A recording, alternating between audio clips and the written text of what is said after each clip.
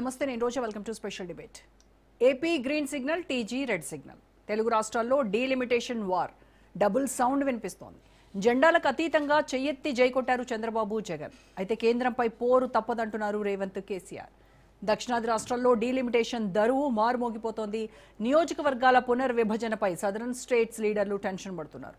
మోదీ ప్రభుత్వంపై సమర శంఖం పూరిస్తున్నారు. ఇంతకీ సౌత్ లీడర్ల సందేహాలేంటి? ఉత్తరాదిలో బీజేపీ, దక్షిణాదిలో కాంగ్రెస్ ఓట్ల కోసం ప్రయత్నిస్తున్నాయా? జాతీయ పార్టీలే జనాల్లో చీలికలు తెస్తున్నాయా?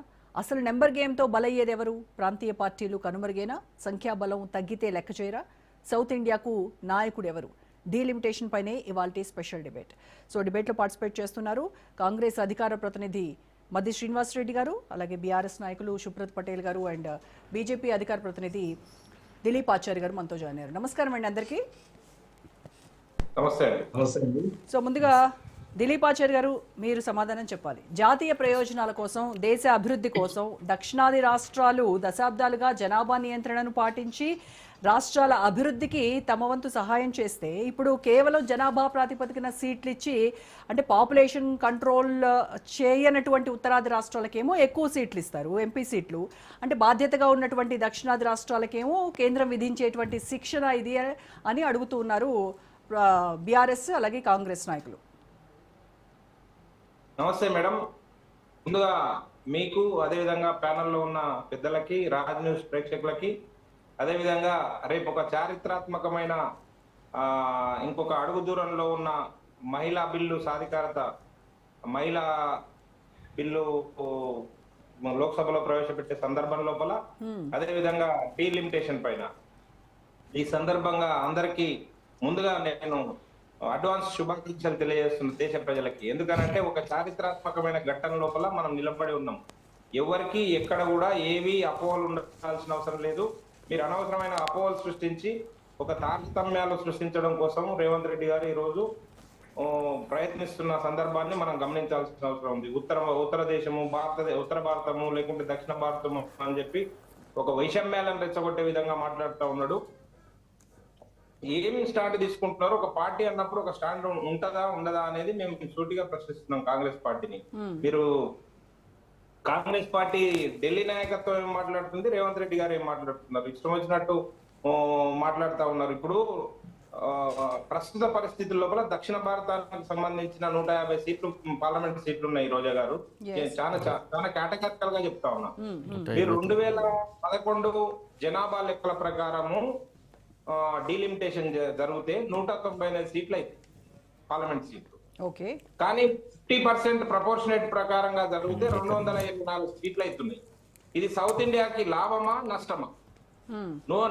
2011 జనాభా లెక్కల ప్రకారం 199 సీట్లకు పెరిగితే 50% ప్రపోర్షనేట్ ప్రకారంగా 224 సీట్లు అవుతాయి. ఇది లాభం జరుగుతున్నట్ట నష్టం జరుగుతున్నట్ట విఘ్నులైన పెద్దలు చెప్పాలి. మరి ప్రత్యేకించి తెలంగాణలో 17 సీట్లు ఉంటాయి. ఫర్ ఎగ్జాంపుల్ మనం 2011 జనాభా లెక్కల ప్రకారం తీసుకుంటే 24 సీట్లే అవుతాయి. అదే 50% ప్రపోర్షనేట్ ప్రకారంగా తీసుకుంటే 25 సీట్లు అవుతాయి. మరి ఏం మాట్లాడుతున్నాము మనము? ఏం చేయాలనుకుంటున్నారు? ఎవరిని పెట్టాలనుకుంటున్నారు? ఎవరిని ఇబ్బందులకు గురి చేయాలనుకుంటున్నారు? మేము భారతీయ జనతా పార్టీ ఈ రోజు 2023లో చట్టం రూపుదాల్చిందండి. అందరి ఆమోదంతో చట్టం రూపుదాల్చింది. ఇప్పుడు మీకు ఎందుకు ఈ శశపిషలు? మహిళా శక్తి అధినియం గురించి ఎందుకు మాట్లాడుతూ ఉన్నారు? అంటే 60 సంవత్సరాల స్వాతంత్ర భారతదేశ చరిత్ర లోపల 70 సంవత్సరాల లోపల జరగని పని ఇప్పుడు జరుగుతూ ఉంటే, మహిళల సాధికారత కోసం ఒక చిత్తశుద్ధితోటి, నిజాయితీతోటి నరేంద్ర మోడీ గారి సారథ్యంలో ఎన్డీఏ ప్రభుత్వం ప్రయత్నం చేస్తూ ఉంటే, దానికి కుంటి సాకులు చెప్పి లేదనుకుంటే రంధ్రాన్వేషణ చేసి మహిళల్ని ఎప్పటికీ కూడా ఒంటింటికే పరిమితం చేయాలనే ఒక బూర్జువా విధానం ఏదైతే ఉందో ఆ విధానాన్ని తీవ్రంగా ఖండించాల్సిన అవసరం ఉంది. మహిళా లోకం భారతదేశంలో గమనిస్తాం. ఏ రాజకీయ పార్టీ ఏం చేయాలనుకుంటున్నది మేము చాలా కేటగిరికల్ గా చెప్తున్నామండి. దిలీప్ ఆచార్య గారు, అంటే రాష్ట్రాల ఏకాభిప్రాయం అవసరం లేకుండానే రాష్ట్రాలన్నీ కూడా కొన్ని రాష్ట్రాలు వ్యతిరేకిస్తూ ఉన్నటువంటి నేపథ్యంలో ఇంత హడావిడిగా ప్రత్యేక సమావేశాలు, పార్లమెంట్ సమావేశాలు ఏర్పాటు చేసి ఓ పక్కేమో ఎన్నికలు జరుగుతూ ఉంటే కొన్ని రాష్ట్రాల్లో ఈ టైంలో ఇంత హడావిడిగా పార్లమెంట్ సమావేశాలు పెట్టి ఈ బిల్లుల్ని ఆమోదించాల్సినటువంటి అవసరం ఏమొచ్చింది? అంటే కనీసం 3 రోజులైనా ఇంత చారిత్రాత్మకమైనటువంటి బిల్లులపై చర్చ, ఒక 20 రోజుల పాటు చర్చించడానికి అవకాశం ఇవ్వండి, చర్చిద్దాం, కూలంకషంగా చర్చిద్దాం, దీనిపైన సాధ్యాసాధ్యాలు కూడా మాట్లాడదామని డిమాండ్ చేస్తున్నారు. రోజా గారు, నేను చాలా కేటగారికల్ గా చెప్తున్నా. అన్ని చర్చలు అయిపోయిన తర్వాతనే చట్టం రూపుదాల్చింది. 2023లో పార్లమెంట్ లో చట్టం రూపుదాల్చింది. ఇప్పుడు సవరణ కోసమే మనము మీ సలహాలు సూచనలు కావాలని చెప్పడం జరుగుతుంది. సవరణ బిల్లు మేడం ఇది. అవును, సవరణ కోసమే మోదీకి లేఖ కూడా రాశారు కదా రేవంత్ రెడ్డి. అన్ని పార్టీలను పిలవండి, అన్నింటినీ నివృత్తి చేయడం కోసం పార్లమెంట్ వేదికగా అన్ని రాజకీయ పక్షాలు ఉన్నాయి కదా, పార్లమెంట్ లో అన్ని రాజకీయ పక్షాలు ఉన్నాయి కదా. గంటలు గట్టో లేకుంటే చెవులు మూసో నోరు మూసో బుల్డోజ్ చేసే ప్రయత్నం చేస్తలేం కదా. అందరి సలహాలు సూచనలు స్వీకరిద్దాం, చర్చిద్దామనే కదా ఈ సవరణ బిల్లు తీసుకొని వచ్చింది. 3 రోజుల టైం సరిపోదు, 3 రోజుల టైం సరిపోదు. సరే మేడం, మీరు సరిపోదా? మేము చాలా సందర్భాల లోపల మనము పార్లమెంట్ లో చూస్తున్నాం మేడం. మీరు పార్లమెంట్ సమావేశాలు జరగని సందర్భాల్లోనేమో రకరకాల ఆరోపణలు చేస్తారు. పార్లమెంట్ జరుగుతున్నప్పుడేమో పార్లమెంట్ బయటేసి బయటకు వచ్చి ప్రదర్శన చేయడం కోసం ప్రయత్నం చేస్తారు. చూస్తలేమా మనము ఈ జిమ్మిక్లన్నీ చూస్తలేమా? కాంగ్రెస్ పార్టీకి మొదటి నుంచి మహిళా వ్యతిరేక పార్టీ, మహిళల్ని కించపరిచే పార్టీ, మహిళలకు చిత్తశుద్ధితో సాధికారత కల్పించడం లేని పార్టీ. కనుకనే ఈ పార్టీ ఏదో ఒక రకంగా అడ్డంకు సృష్టించి మహిళా బిల్లును వ్యతిరేకించాలనే ఆలోచనతోటి ఈ రోజు ఉత్తర భారతం, దక్షిణ భారతదేశము, లేదనుకుంటే జనాభా లెక్కలు, లేదనుకుంటే జనాభా నియంత్రణ అని చెప్పి లేని అపోహలు సృష్టించడం కోసం ప్రయత్నం చేస్తున్నాం. మేము చాలా కేటగిరికల్గా ఫైనల్ గా ఒక మాట చెప్పి ముగిస్తా రోజా గారు. మీరు చిత్తశుద్ధి ఉంటే మీరు సవరణ బిల్లులో సలహాలు సూచనలు ఏమైనా ఉంటే ఇవ్వండి, లేదు సహకరించండి. అదర్వైజ్ మీరు నోరు మూసుకొని కూర్చోండి. మహిళలు తీసుకొని వస్తాం, మహిళల్ని సాధికారిక వైపుగా అడుగులేపిస్తాం మేము ఖచ్చితంగా. దీంట్లో శశపిషన్లు లేవు.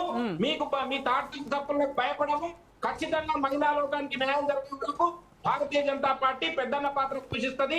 ఖచ్చితంగా బాధ్యత తీసుకొని ముందుకోవటమని చెప్పి ఈ సందర్భంగా తెలియజేస్తున్నారు. రైట్ శ్రీనివాస్ రెడ్డి గారు, డబుల్ స్టాండర్డ్స్ మెయింటైన్ చేస్తోంది కాంగ్రెస్ పార్టీ. మహిళలంటే మీకు గౌరవం లేదు, మహిళా వ్యతిరేకులు కాంగ్రెస్ నాయకులు.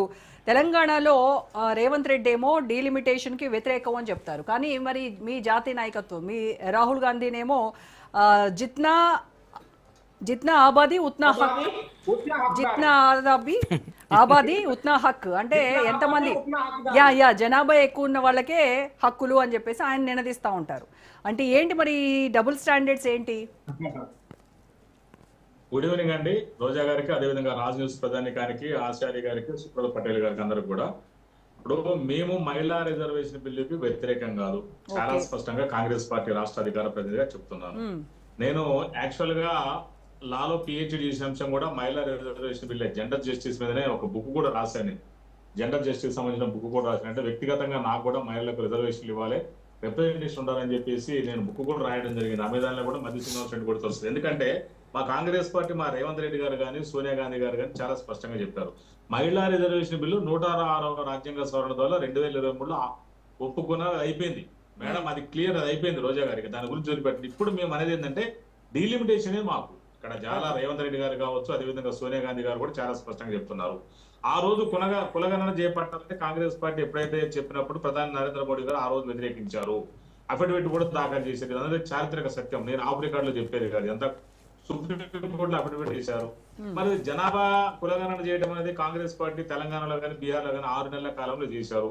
మరి వాళ్ళ బీజేపీ వాళ్ళకి ఎందుకు కులగణన చేయడం ఇబ్బంది అవుతుందో నాకు అర్థం కావట్లేదు. అంటే ఈ జనగణన చేసే దాంట్లో కులగణన చేస్తే ఏమైనా ఇబ్బంది అవుతుందని చెప్పేసి వాళ్ళు ఈ మహిళా రిజర్వేషన్ బిల్లుకు డీలిమిటేషన్ లింక్ పెట్టి రెండు ఒకసారి నెట్టిపడేద్దాం చూస్తున్నట్టుగా చాలా స్పష్టంగా అర్థమవుతుంది వాళ్ళకి. ఎందుకంటే ఇక్కడ మీరు ఒకటి గమనించాలి, ఇక్కడ మహిళా రిజర్వేషన్ బిల్లు బీసీల ప్రస్తావన ఎక్కడా లేదు. మరి చాలా మంది బీసీ సోదరులు కూడా మేము కాంగ్రెస్ పార్టీ చాలా స్పష్టమైన స్టాండ్ తీసుకున్నాం, బీసీలకు కూడా చట్టసభలో రిజర్వేషన్ చేయాలని చెప్తున్నాము. మరి వీళ్ళు ఎక్కడ కూడా అట్లాంటిది దాన్ని బుల్డోజ్ చేయాలి, దాన్ని పక్కకు నెట్టాలనే ఉద్దేశంతో వాళ్ళు ఎక్కడ కూడా మరి మహిళా రిజర్వేషన్ ముందే అమలు చేస్తాం అంటున్నారు. మేము ఓకే, మేము కాదనట్లేదు, కానీ డీలిమిటేషన్ అనేది చాలా స్పష్టంగా ఉంది. ఒకటి రాజ్ న్యూస్ ప్రధాని కనుక చాలా స్పష్టంగా డీలిమిటేషన్ వల్ల జరిగిన నష్టం ఏందో ప్రాక్టికల్ గా చెప్తా. ఇప్పుడు ఉత్తరప్రదేశ్ లో ఉన్న అసలు పార్లమెంటు స్థానాలు 80, 40% పెరిగితే ఏమవుతుందంటే 50% పెరిగితే 120. తెలంగాణలో ఉన్నటువంటి పార్లమెంటు స్థానాలు 17, 50% పెరిగితే 25 అవుతాయి. మీరు ఒకటి గమనించండి, ఇప్పుడున్నటువంటి పార్లమెంటు స్థానాలు వాళ్ళ 80, ఉత్తరప్రదేశ్ మన 17, అంటే 63 పార్లమెంటు స్థానాలు వాళ్ళకి మనకు తేడా ఉంటుంది. మనకంటే 63 పార్లమెంటు ఎక్కువ ఉన్నారు. 50% పెరిగితే ఏమవుతుందంటే వాళ్ళ 120 అయితే మనకి కేవలం 25 అయితే, అంటే అప్పుడు ఆ వ్యత్యాసం కాస్త ఎంత దూరం అయింది, 95 పార్లమెంటు స్థానాలకు వ్యత్యాసం అయింది. అంటే చూడండి ఇక్కడ గమనించండి, పెరుగుతుంది కానీ కంపారిజన్ పర్సంటేజ్ వైజ్ గా చూస్తే చాలా తక్కువ. ఉత్తరప్రదేశ్, బీహార్, అదేవిధంగా మహారాష్ట్ర, ఉత్తరప్రదేశ్, బీహార్ మధ్య 3-4 రాష్ట్రాలు కనుక బీజేపీ గెలిచిందంటే కథం భారతదేశం మిగతా రాష్ట్రాలతో ఎవరి ఢిల్లీ, ఆ పంజాబ్ తోటి కూడా సంబంధం లేకుండా దక్షిణ భారతదేశంలో తెలంగాణ, మరి ఆంధ్రప్రదేశ్ కావచ్చు, తమిళనాడు, కేరళ, కర్ణాటక, పాండిచ్చేరి రాష్ట్రాలతో సంబంధం లేకుండానే, అంటే భారతదేశంలో ఉన్నటువంటి దాదాపు 4-5 రాష్ట్రాలు కనుక వాళ్ళు గెలుచుకుంటే చాలు, మిగతా 80% రాష్ట్రాలతో సంబంధం లేకుండానే వాళ్ళు ఆటోమేటిక్ గా బీజేపీ వచ్చే కుట్రతోటి చేస్తున్నారు తప్ప ఎక్కడ కూడా ఇక్కడ సమన్యాయం కానీ సామాజిక న్యాయం చేసే ఉద్దేశం బీజేపీకి ఎక్కడ లేదు. మనం చాలా స్పష్టంగా చూసాం. వాళ్ళు ఏమంటున్నారంటే రేపు ఎల్లుండి ఒక 3 రోజుల పాటు స్పెషల్ పార్లమెంట్ సమావేశాలు పెట్టి ఈ డిలిమిటేషన్ బిల్లు, అదేవిధంగా కేంద్రపాలిత ప్రాంతాల సవరణ బిల్లు, అంటే ఢిల్లీ కానీ అదేవిధంగా జమ్మూ కాశ్మీర్, మరి పాండిచ్చేరిలో కూడా అసెంబ్లీ ఎన్నికలు ఉన్న కాబట్టి వాళ్ళకు కూడా పెంచాలి సీట్లను, అదొక చట్టం. అదేవిధంగా రాజ్యాంగ సవరణ 131 రాజ్యాంగ సవరణ, ఈ నారీ శక్తి అధినియం దానికి సంబంధించినటువంటి సవరణ చట్టం చేయాలని కూడా చూస్తున్నారు. మరి పార్లమెంట్ రాజ్యాంగాన్ని సవరించాలంటే మాత్రం భారత పార్లమెంట్ లో మరి 2300 మెజార్టీ రావాలి. 2300 మెజార్టీ రావాలంటే ఖచ్చితంగా ప్రతిపక్షాలు, మా కాంగ్రెస్ పార్టీ మద్దతు కూడా చాలా అవసరం వాళ్ళం. మరి వాళ్ళు ఆల్ పార్టీ మీటింగ్ పెడతాను కూడా వాళ్ళు ఎక్కడ కూడా మరి సుముఖంగా లేరు. అంటే పార్లమెంటే సుపీరియర్ కదా, పార్లమెంట్ మించినటువంటిది ఏముంది, అక్కడే చర్చలు జరుగుతాయి. పార్లమెంట్ లో ఆల్ పార్టీ లేరా మేడం? ఎందుకు డిలిమిటేషన్ ఉన్న పరంగా ఇవాళ మనం జనాభా ప్రాతిపదికన 1971లో చేసినప్పుడు అప్పటి నుంచి కూడా 42 రాజ్యాంగ సవరణ చేశారు. అప్పట్లో ఆ రోజు 42 రాజ్యాంగ సవరణ చేశారు. అదేవిధంగా 2002లో 84వ రాజ్యాంగ సవరణ చేశారు. 1972 నుంచి ఇప్పటి వరకు కూడా 2026 వరకు కూడా పార్లమెంట్ లో ఎలాంటి స్థానాలు పెంచకుండా వస్తున్నారు. ఎందుకు అంటే జనాభాను మనం కంట్రోల్ చేసిన దక్షిణ భారతదేశంలో ఎంకరేజ్ చేయాలనే ఉద్దేశంతో కూడా ఎక్కడ కూడా పార్లమెంట్ యొక్క స్థానాలు పెంచుకుంటూ వస్తున్నారు. ఇవాళ దానికి నీరుగార్చే ఉద్దేశంతో దక్షిణ భారతదేశం అనగదొక్కే ఉద్దేశంతో ఇవాళ బీజేపీ ఏంటంటే ఉత్తర భారతదేశం పరిమితం అయిపోయింది కాబట్టి దక్షిణ భారతదేశంలో ఎడిదిరి కూడా మిగతా పార్టీలు, ప్రాంతీయ పార్టీలు ఏదైతే కాంగ్రెస్ కావచ్చు, ఒక నిమిషం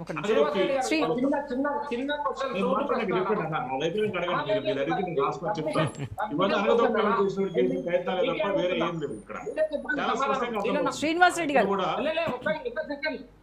ఒకటే సెకండ్ సీనన్న చెప్పాలి.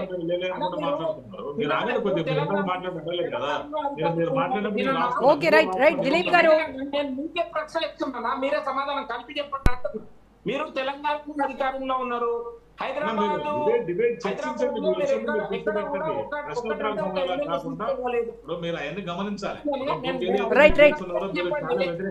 ఒక్క నిమిషం దిలీప్ ఆచార్య గారు, ఎస్ దిలీప్ ఆచార్య గారు,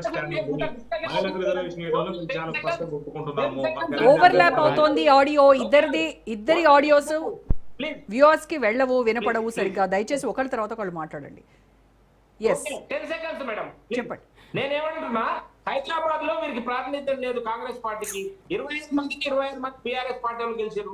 మరి వీళ్ళు రాజీనామా చేస్తారంటే మీరు దక్షిణానికి ప్రాతినిధ్యం లేకుండానే మీరు ప్రైమ్ మినిస్టర్ అయిపోతారని చెప్తున్నారు కదా. హైదరాబాద్ కు 1 కోటి మంది జనాభా ఉందా?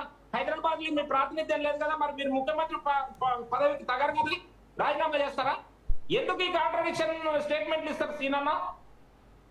Hyderabad is a part of Telangana.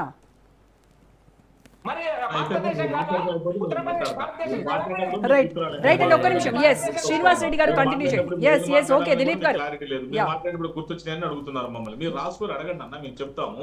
Right okay Srinivas Reddy గారు చెప్పండి. మనం మాట్లాడిన తర్వాత నేను పార్టీ తరఫున చెప్పాలి కదా. ఇప్పుడు మీరు చెప్తుంటే మరి మీరు పబ్లిక్ పోనీకుండా చేస్తే ఎట్లా నా వాయిస్ ని? మీరు చెప్పేటప్పుడు చెప్పండి, మీరు అడుగుతాను. ఇప్పుడు ఇక్కడ ఏంటంటే అన్న 50 సీక్రెట్ కాదు కదా. దిలీప్ గారు ఒక్క నిమిషం, దిలీప్ గారు ఒక్క నిమిషం ఆగండి దయచేసి ప్లీజ్. ఒక్క నిమిషం ఆగండి అన్న, ఏ పద్ధతి అనేది మీరు కూడా పెద్దోళ్ళు. ఒక్క నిమిషం దిలీప్ గారు దయచేసి ఆగండి. మీరు అంత 10 నిమిషాలు ఆకుండా మాట్లాడారు, మీ వాయిస్ క్లారిటీ లేకుండా విన్నాం మేము. శ్రీనివాస్ రెడ్డి మాట్లాడడం వల్ల మళ్ళీ ఇద్దరిది పోతుంది వాయిస్. చెప్పండి. ఇప్పుడు మేము నేను ఒక్కడి కాదుగా, నేను కాదుగా మేడం చెప్పేది. 1972 నుంచి ఈ రోజు వరకు ఎందుకు పార్లమెంట్ సీట్లు పెంచలేదు, 50 సంవత్సరాలు ఎందుకు పెంచలేదు అంటే కేవలం దక్షిణ భారతదేశం ఏదైతే జనాభా నియంత్రణ కుటుంబ నియంత్రణ అదుపులో ఉంచింది కాబట్టి వాళ్ళకి నష్టం జరగదు ఉద్దేశంతో చేసింది.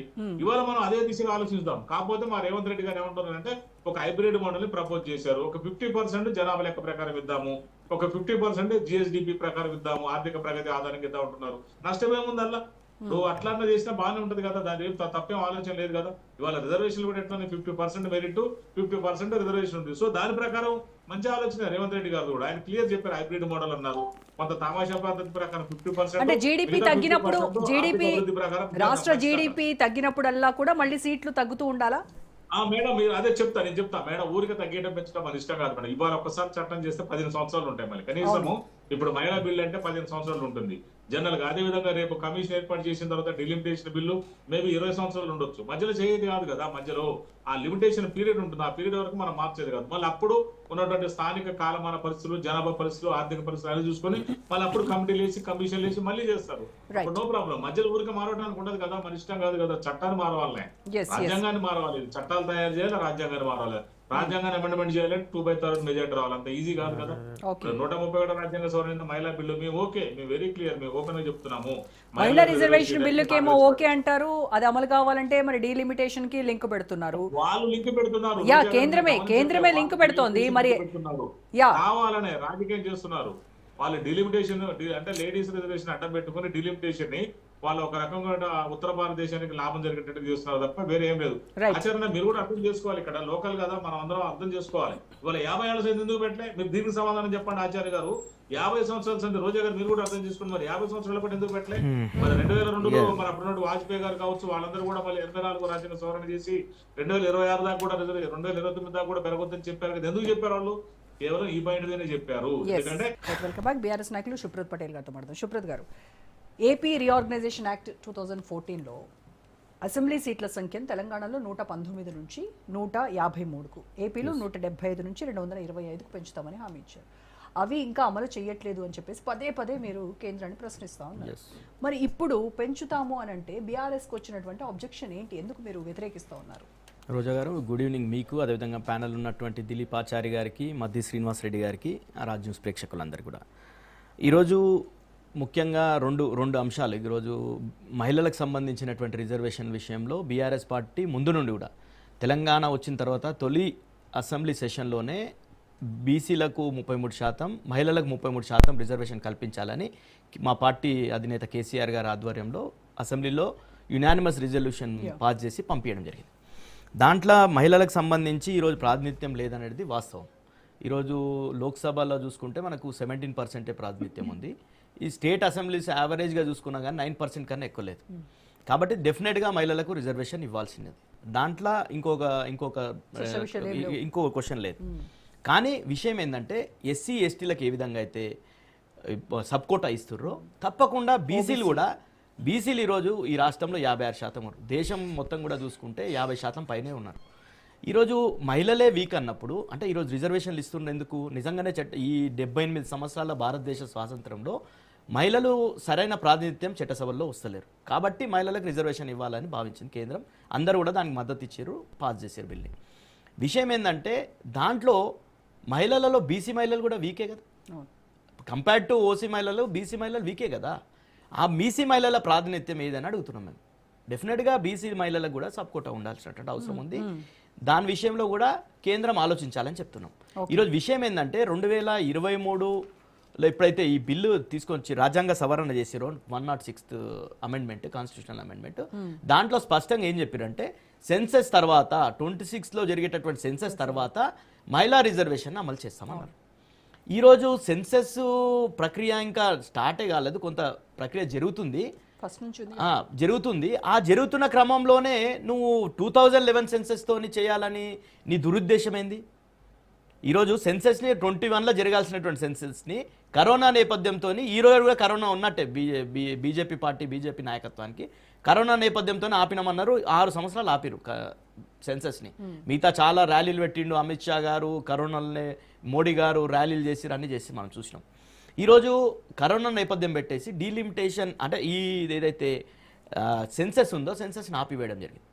ముఖ్య ఉద్దేశం ఏంటంటే వీళ్ళది డీలిమిటేషన్ని ఏ విధంగా అయితే పాస్ చేసుకోవాలనే ఉద్దేశంతో మహిళా రిజర్వేషన్ బిల్లు మీద అంటే వాళ్ళ భుజాల మీద పెట్టేసి ఈరోజు డీలిమిటేషన్ సాధించుకోవాలనే ఒక దురుద్దేశంతో బీజేపీ పార్టీ ఈ రెండుటిని జాయిన్ చేసి తీసుకొని వస్తుంది. ఈరోజు వాస్తవానికి 543 స్థానాల్లో మీరు 33% రిజర్వేషన్ ఇవ్వమని 2024 నుండే ఇవ్వమని అడిగినాం మేము. 2024 నుండే ఉన్నటువంటి స్థానాల్లో 33% ఇవ్వండి.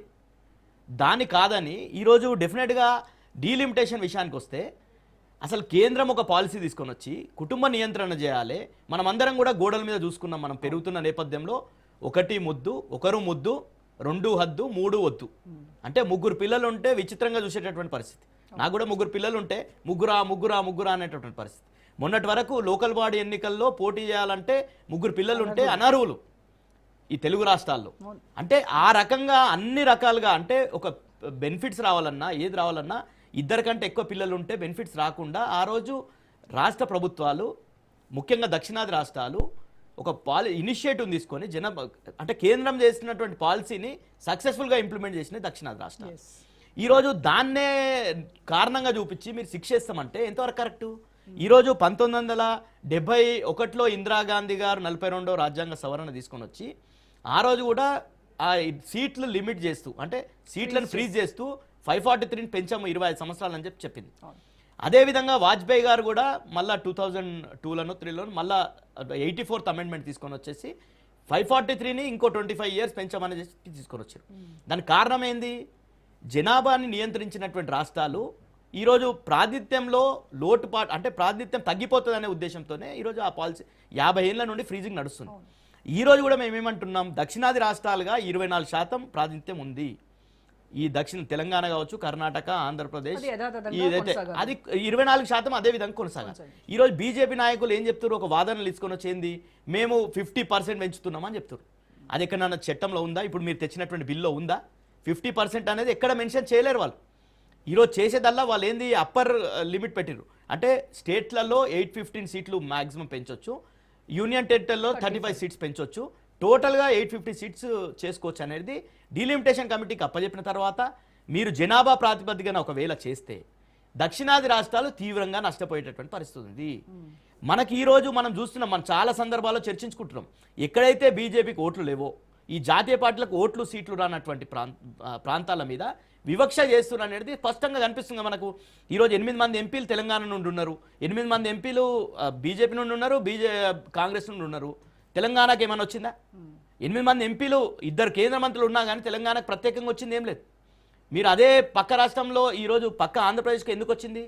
అక్కడ సంకీర్ణ ప్రభుత్వంలో భాగంగా చంద్రబాబు గారి మద్దతు కీలకమైంది కాబట్టి డెఫినెట్గా ఈరోజు ఆంధ్రప్రదేశ్కు నిధులు వరద వస్తున్నది.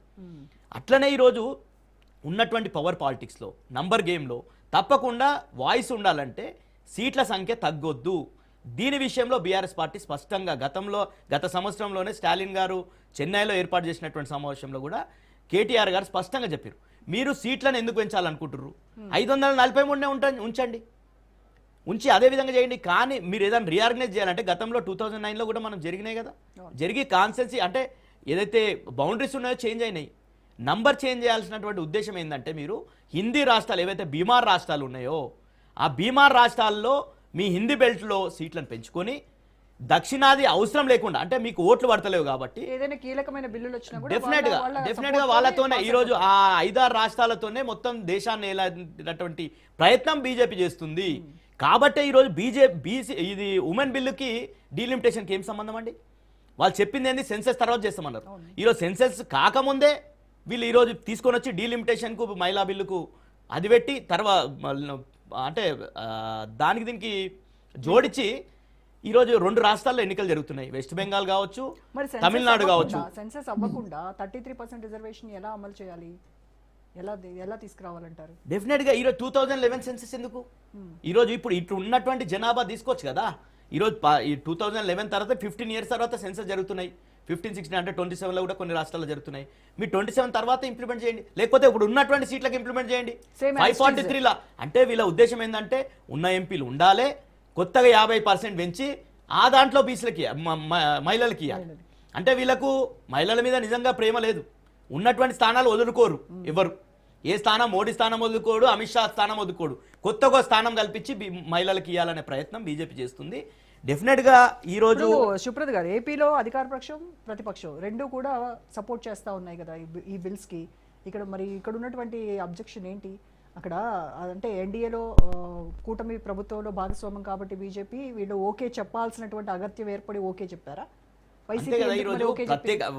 ఎందుకు సపోర్ట్ చేస్తాం? అసలు ఎందుకు చంద్రబాబు గారు ఎన్డీఏ నుండి బయటికి ఎందుకు వచ్చిండు? వాస్తవానికి 2018లో బయటికి ఎందుకు వచ్చిండు? ప్రత్యేక హోదా ఇస్తలేరు మోడీ గారు అని చెప్పేసి మోడీ మీద ఎంతో ఫైట్ చేసి బయటికి వచ్చిండు. వచ్చిన తర్వాత మళ్ళా జతగట్టి అధికారంలో అనుభవిస్తూ డెఫినెట్గా కేంద్రంలో కీలకంగా ఉన్నాడు కాబట్టి చంద్రబాబు ఇద్దరి పరస్పరంగా లాభాలు పొందుతూ వాళ్ళు ఈరోజు అన్కండిషనల్ గా ఈరోజు సపోర్ట్ చేయడం అనేది చాలా బాధాకరం. ఎందుకంటే తెలుగు ప్రజలకు అన్యాయం జరుగుతుంది. తెలుగు ప్రజలు ఈరోజు ఎంపీ స్థానాలు పెరగాలి. ఏదైతే రేషియో ఉందో డెఫినెట్ గా రేషియో ప్రకారంగా ఇప్పుడు తెలంగాణలో కావచ్చు, ఆంధ్రప్రదేశ్లో కావచ్చు, ఏదైతే రేషియో ఉందో ఆ రేషియో ప్రకారంగా పెంచండి. మీరు అట్లా పెంచకుండా మీరేదో దాన్ని స్పష్టంగా బిల్లు పెట్టకుండా ఈరోజు కొంతమంది కేంద్ర మంత్రులు కావచ్చు లీకులు ఇస్తున్నారు, 50% పెంచుతాం, 15% పెడతామని. ఇక్కడ కూడా బిల్లు ఎందుకు పెట్టలేరండి? బిల్లు పెట్టాలి కదా. దిలీప్ గారు, ఆర్టికల్ ప్రకారము డీలిమిటేషన్ కమిషన్ అనేది ఉంటది. డీలిమిటేషన్ కమిషన్ లేకుండా అది కూడా ఒక సుప్రీంకోర్టు ప్రస్తుత జడ్జి లేదంటే సుప్రీంకోర్టు జడ్జి ఆధ్వర్యంలోనూ ఓ డీలిమిటేషన్ కమిషన్ ఏర్పడుతుంది. దాని తర్వాతనే నిర్ణయాలు జరుగుతాయి. డీలిమిటేషన్ ద్వారా ఏ నియోజకవర్గాలు ఏ విధంగా మీరు నేను చెప్పిన కేటగిరికల్ గా మళ్ళీ చెప్తా ఉన్నా, మీరు కన్ఫ్యూజ్ చేయడం కోసం ప్రయత్నం చేయకండి. 30 లక్షల జనాభాకు ఒక ఎంపీ ఉన్నారు ఉత్తర భారతదేశంలో. మన దగ్గర 16 లక్షల మందికి ఒక ఎంపీ ఉన్నారు. అర్థం చేసుకోండి. మీరు పుట్టిగా దేశం అంటే ఒక తెలంగాణ కాదు, దేశం అంటే హైదరాబాద్ కాదు. మీరు ఇష్టం వచ్చినట్టు మీకు తెలంగాణ కాదు, బీజేపీలోకి అయితే తెలంగాణ కాదు దేశం అంటే. నేనేమంటున్నా రోజా గారు, మీరు ఇప్పుడు ప్రపోర్షనేట్ ప్రకారము డీలిమిటేషన్ ద్వారా పెరిగిన సీట్ల ద్వారా మహిళలకి 280 మంది ఎంపీలు చట్టసభల్లో ఆసీనులుగా అయ్యే అవకాశం ఉంటది. ప్రస్తుత 543 సీట్లు తీసుకొని ఉంటే 173 మంది ఉంటారు. 173 మంది ఎంపీలు అవ్వడం మహిళల సాధికారత సాధించడం కోసం అవకాశం ఉంటుందా? 280 మంది మహిళా ఎంపీలు చట్టసభల్లోకి వస్తే సాధికారత సాధించడానికి ఎక్కువ అవకాశం ఉంటుందా? కాంట్రడిక్షన్. మీరు ఉట్టిగా లెక్కలు కాకమ్మ లెక్కలు చెప్పకండి. బీఆర్ఎస్ పార్టీ, కాంగ్రెస్ పార్టీ మొదటి నుంచి మహిళా వ్యతిరేక పార్టీ అని చెప్పి చెప్తా ఉన్నాం. బీఆర్ఎస్ పార్టీ రోజా గారు 2014 నుంచి 18 వరకు ఒక్క మహిళ మంత్రి లేకుండా కేబినెట్ నడిచిన మొట్టమొదటి దేశంలో మొట్టమొదటి ప్రభుత్వం బీఆర్ఎస్ ప్రభుత్వం. అదే ప్రభుత్వం 50% రిజర్వేషన్ ఇచ్చిందన్న మహిళలకు. లోకల్ బాడీలో 50% రిజర్వేషన్ ఇచ్చింది. మార్కెట్ కమిటీలో 33% రిజర్వేషన్ ఇచ్చిందన్న. మీరు ఏ రిజర్వేషన్లు పెట్టారు? ఓట్ల కోసం మీరు ఎంత మందికి ప్రాతినిధ్యం కల్పించారు? క్యాబినెట్ లో ఒక మొత్తం ఒక తరగతి నాశనం అయ్యే విధంగా 2014 నుంచి 18 వరకు ఒక సింగిల్ మహిళ ఎమ్మెల్యే మీకు దొరకలేదు మంత్రిగా చేయడం కోసం. మీరు చెప్పండి. ఇప్పుడు అరే మీరు కౌంటర్ అటాక్ చేయడం కాదు దిలీపాచారన్న, విషయం చెప్పండి. ఇప్పుడు డీలిమిటేషన్ కు మహిళా బిల్లులకి ఏం సంబంధం కదా చెప్పండి. సుప్రత్ గారు అడిగేది అదే, డీలిమిటేషన్ కి మహిళా బిల్లుకు ఎందుకు లింక్ పెట్టారు? మేడం నేను అదే చెప్తా ఉన్నా. మీరు 280 మంది మహిళా ఎంపీలు కావాలని స్వాగతిస్తారా? లేకుంటే 170 మంది అది 33% అవుతుంది, ఇది 33% అవుతుంది. ప్రాతినిధ్యం మీరు కొత్త చెప్తున్నారు. మహిళల సంఖ్య పెరుగుతా ఉంటే చట్టసభ లోపల మీకెందుకు పునాదులు కలుగుతున్నాయి? ఎవరికి అర్థలేదు. మేము రెడీ ఉన్నాం. మా కేటీఆర్ గారు స్థానం ఇడిచిపెడతా అన్నాడు మహిళలకు. 100% మహిళల సాధికారత కల్పించే భారతీయ జనతా పార్టీ. ఇప్పుడు ప్రస్తుతం రేవంత్ రెడ్డి ప్రభుత్వం ఉంది తెలంగాణలో. ఎంతమంది బీసీలు సపోర్ట్ అడుగుతా ఉన్నారు కదా? ఎంతమంది బీసీ మహిళలు ఉన్నారు? ఒక్కరున్నారు. రైట్. దిలీప్ గారు, కాంగ్రెస్ ప్రతిపాదిస్తున్న హైబ్రిడ్ ఫార్ములాకి ఎందుకు కేంద్రం అంగీకారం తెలపదు? ఏంటి మీకు వచ్చినటువంటి అభ్యంతరం దాంట్లో? అంటే జీడిపిలో పన్నుల రూపంలో సింహభాగం అందిస్తుందేమో ఇటు దక్షిణాది రాష్ట్రాలు, మళ్ళీ సీట్ల సంఖ్య దగ్గరకు వచ్చేసరికి ఏమో ఉత్తరాది రాష్ట్రాల్లో జస్ట్ ఒక 4-5 రాష్ట్రాల్లో కనుక యూపీ, బీహార్ ఎంపీల్లో కనుక మీరు సీట్లు సాధించారంటే ఇంకంతే, వాళ్లే ప్రభుత్వం ఏర్పాటు చేసుకుంటారు, బిల్లులకు కూడా ఈజీ అయిపోతుంది. మౌలికమైన ప్రశ్న మీరు వేసిన ప్రశ్నకి నేను అనుబంధంగా ఇంకొక ప్రశ్న ఇస్తా. ఆదిలాబాద్ జీడిపిలో తెలంగాణలో వెనుకబడింది. హైదరాబాద్ లో సీట్లు పెంచుదాం, ఆదిలాబాద్ లో తగ్గిద్దామా? చెప్పండి మీరు.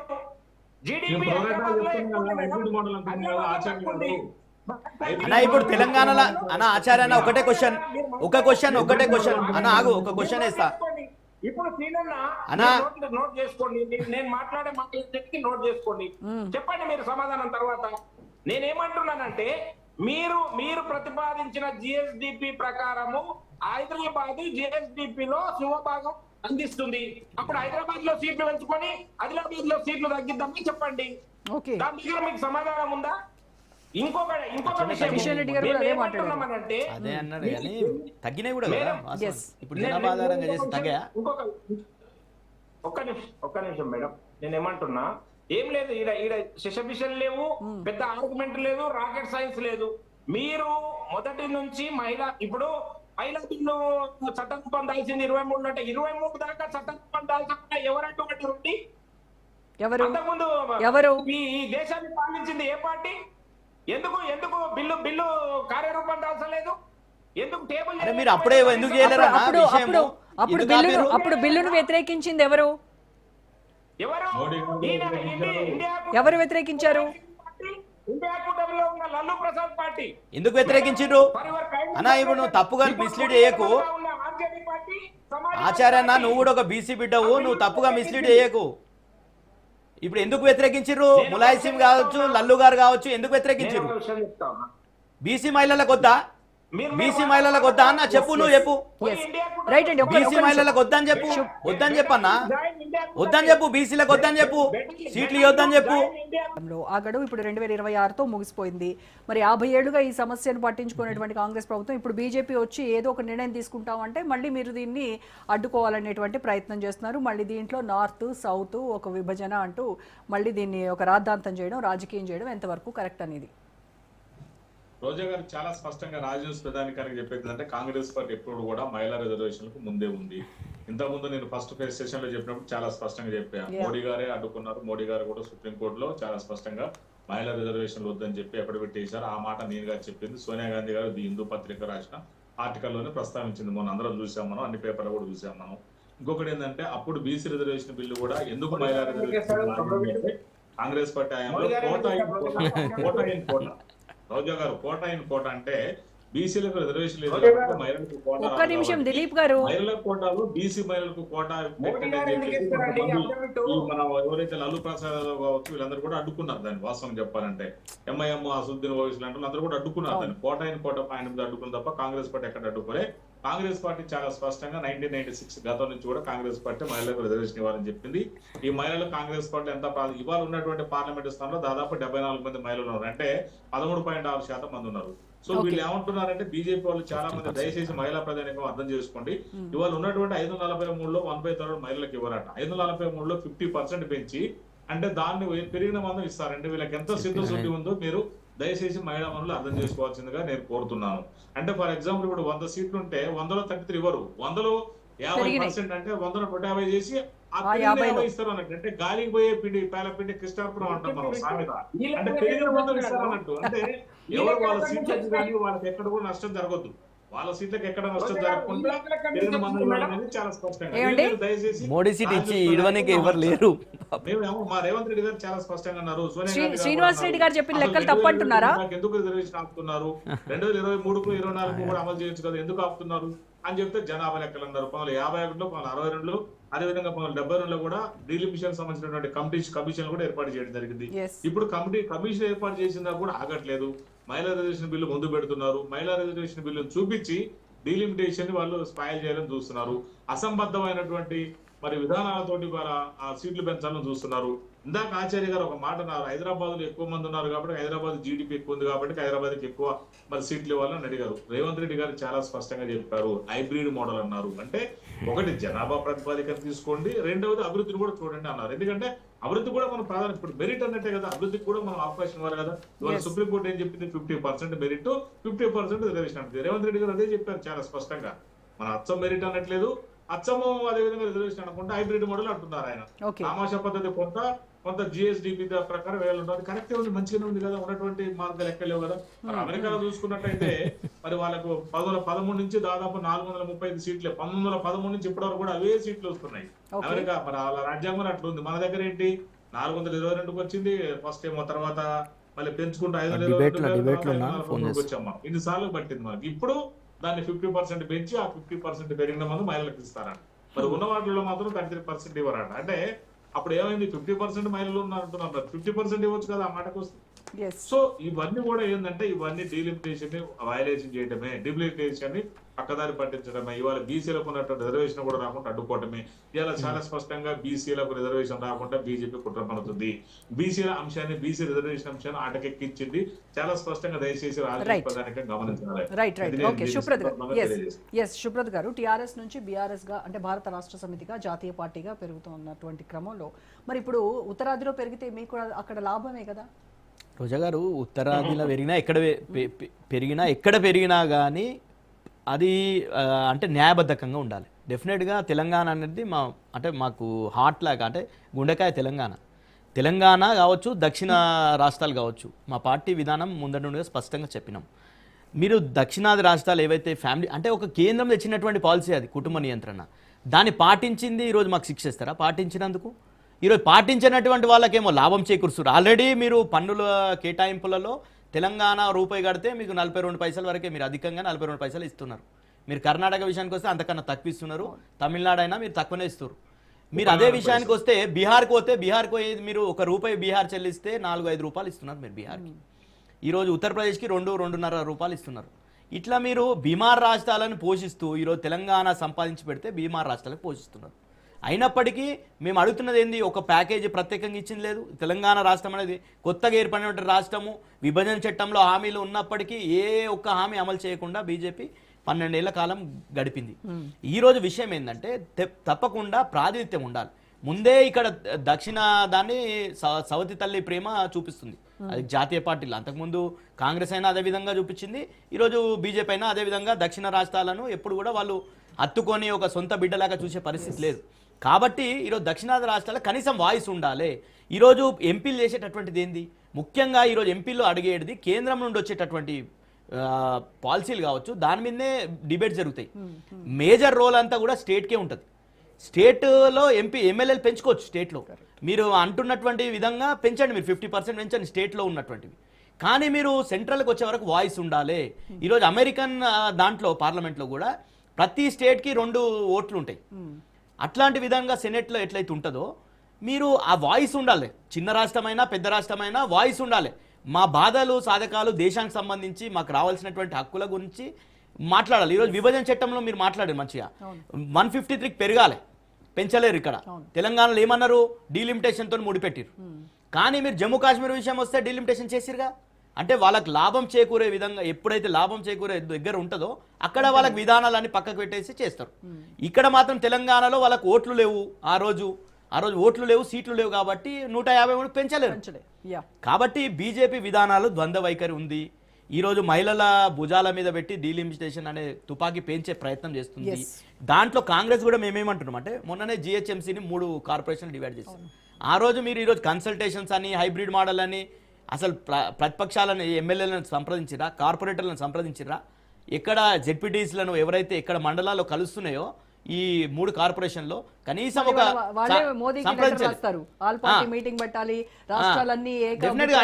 ద్వంద్వ వైఖరి. రేవంత్ రెడ్డిది కూడా ద్వంద్వ వైఖరి ఉంది. ఆయనే పెద్ద హైబ్రిడ్ పాలన నడుపుతున్నాడు. పొద్దునేమో కాంగ్రెస్ పాట వాడతాడు, సాయంత్రానికి బీజేపీ పాట వాడతాడు. మళ్ళీ బాయ్ బడే బాయ్ చోటే బాయ్ అన్నటువంటిది మనం చూసినాం. విధానాల్లో అన్ని విషయాలలో మోడీకి సహకరిస్తున్నాడు రేవంత్ రెడ్డి గారు. డెఫినెట్ గా. కాబట్టి తెలంగాణ ప్రజలు గమనించాలి. ఫైనల్ గా వీళ్ళిద్దరికీ సమాధానం చెప్పాలి. దిలీప్ గారు, ఇప్పుడు నేనేమంటున్నా మేడం అంటే, మేడం చెప్పండి. వినిపిస్తుంది, చెప్పండి. ఇప్పుడు నేనేమంటున్నా, మీరు ఎన్ని రకాల శశబిషలు లేదనుకుంటే ధర్మ సందేహాలని మీరు ఏవైతే అనుకుంటున్నారో అవన్నీ అపోహలే అని చెప్పి కుండబద్దలు కొట్టే సమయం ఇంకా కొద్ది గంటల్లోనే ఉంది కదా. రేపు టేబుల్ ఇస్తున్నాం కదా, సవర్ణ బిల్లు టేబుల్ చేస్తున్నాం కదా. ఏదేమైనా 600 ఇచ్చేదే.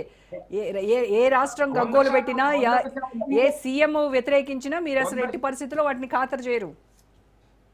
100% వెనక్కి తగ్గే ముచ్చటనే లేదు. మహిళా లోకానికి బీసీలను మోసం చేయండి, విషయంలో భారతీయ జనతా మహిళా పార్టీ లోకం దక్షిణ రాష్ట్రాలను మోసం చేయండి, దక్షిణ రాష్ట్రాన్ని ముంచండి, బీసీలను ముంచండి, చెప్పనికే బీసీ ప్రధాని, ఏం చేస్తాం మేము? ఎస్ రైట్ అండి. Okay, thank you so much Dilip Acharya గారు, శ్రీనివాస్ రెడ్డి గారు, సుబ్రత్ పటేల్ గారు, థ్యాంక్ యూ అండి. రైట్, ఇది వాటి special debate. Stay tune to Raj news.